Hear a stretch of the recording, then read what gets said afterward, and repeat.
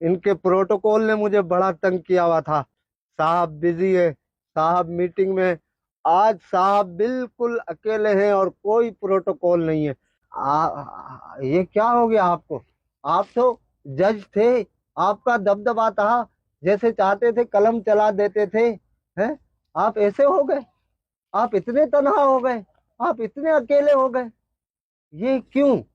آپ یہاں پہ بھی جج ہی ہے نا صاحب. صاحب یاد ہے میں وہی ہوں جس کی بائک چوری ہو گئی تھی. میں آیا تھا آپ کے آفس کے باہر 6 گھنٹے کھڑا تھا, مگر آپ کے پروٹوکول والے تو مجھے اندر آنے ہی نہیں دے رہے تھے. وہ کہہ رہے تھے صاحب بزی ہے. تو آپ یہاں پہ بھی ڈی ایس پی ہے کیا؟ اب آپ ڈی ایس پی نہیں ہے؟ اب آپ کے گارڈ مجھے روکیں گے تو نہیں؟ کوئی مجھے دھکے دے کے باہر تو نہیں نکالے گا؟ ہیں میری بے عزتی تو نہیں ہوگی یہاں پہ؟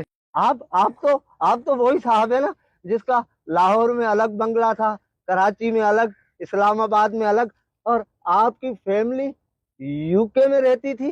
مگر آج کل آپ اتنی چھوٹی جگہ میں رہ رہے, تو لوگ کیا کہیں گے؟ آپ کی عزت پہ بات نہیں آئے گی؟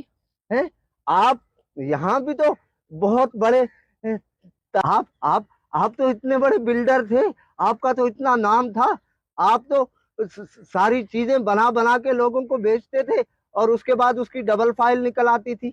تو کیا یہاں پہ بھی کوئی ڈبل فائل ہے؟ یہاں پہ بھی آپ بلڈر ہیں؟ ارے صاحب آپ تو ہر چیز برانڈڈ پہنتے تھے. ہیں جوتے بھی برانڈڈ, بنیان بھی برانڈڈ, کپڑے بھی برانڈڈ ہیں. تو کیا یہاں پہ بھی ساری چیزیں برانڈڈ ہیں؟ اچھا یہ بتائیں, یہ جو آپ نے یہاں لگوائے میں یہ کچھ پودے, کیا یہ بھی برانڈڈ ہے؟ ارے یہاں تو مجھے نہ ڈی ایس پی مل رہا ہے, نہ مجھے جج مل رہا ہے, نہ مجھے برانڈڈ والے مل رہے ہیں, نہ مجھے بلڈر مل رہے.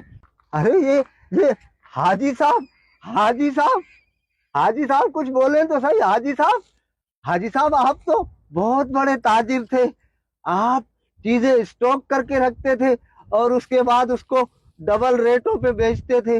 آپ یہ سوچتے تھے کہ چیزیں مہنگی ہوگی تو میں ڈبل ریٹ پہ بیچوں گا تو منافع ہوگا.